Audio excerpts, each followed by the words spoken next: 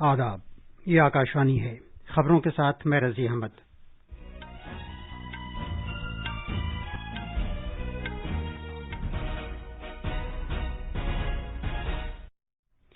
زرعی قوانین، پیگاسس جاسوسی اور دوسرے معاملات پر پارلیمنٹ کی کارروائی میں بار بار رخلاں ڈالنے کی وجہ سے کارروائی کو دن میں 2 بجے تک ملتوی کرنا پڑا۔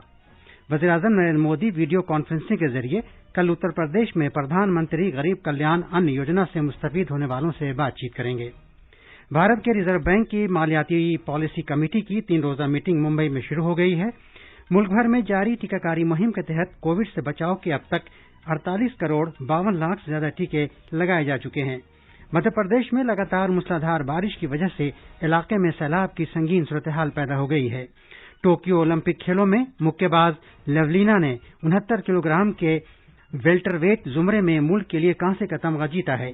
آج تیسرے پہر 3:30 بجے ایک اہم سیمی فائنل میں بھارت کی خواتین کی ہاکی ٹیم کا مقابلہ ارجنٹینا کے ساتھ ہوگا، اور بھارت اور انگلینڈ کے درمیان 5 ٹیسٹ میچوں کی سیریز کا پہلا میچ آج نوٹنگہم میں کھیلا جائے گا۔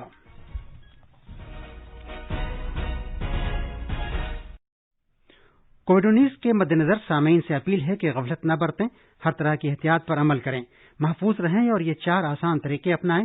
چہرے پر ماسک لگائیں، جسمانی فاصلے کے لیے 2 گز کی دوری برقرار رکھیں، ہاتھ اور چہرہ صاف رکھنے پر خاص دھیان دیں اور ٹیکہ لگوائیں۔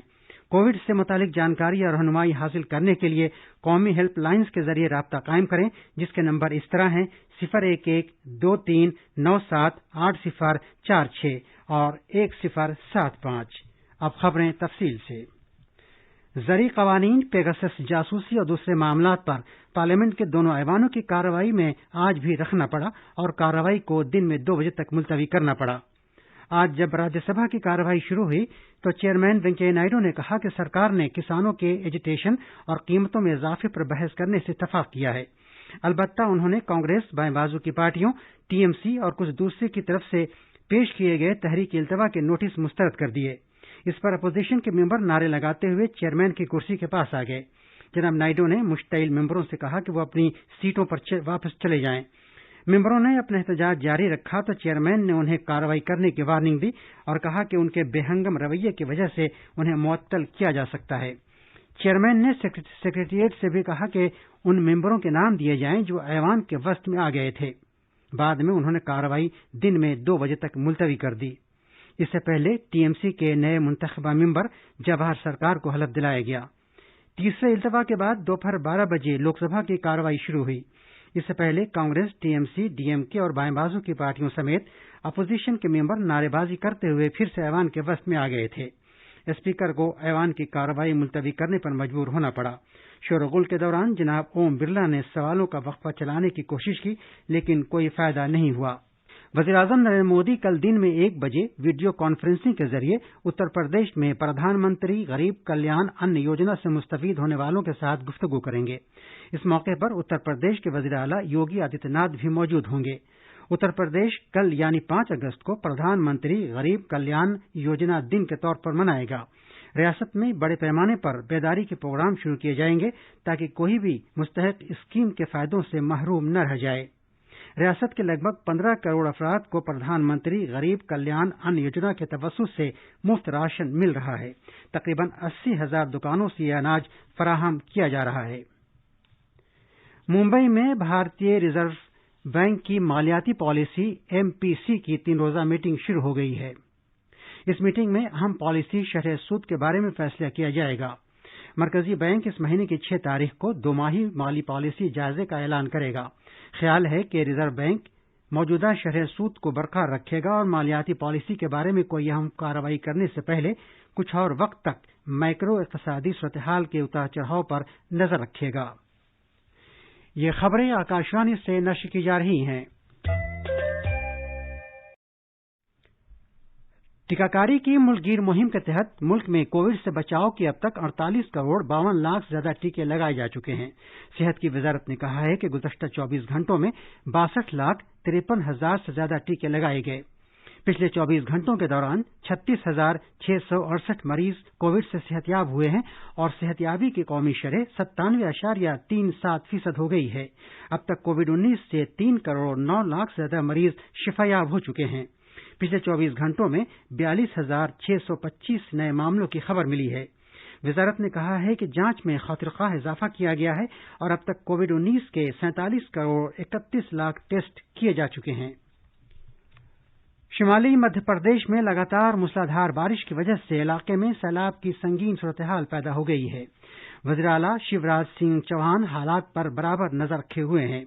एनडीआरएफ, एसडीआरएफ, फौज और बीएसएफ के जवानों ने 240 गांवों से 5,950 अफराद को बचाकर निकाला है। मजीद लोगों को बचाकर निकालने की कोशिशें जारी हैं। फजाइया के हेलीकॉप्टरों ने भी बचाव काम शुरू कर दिए हैं।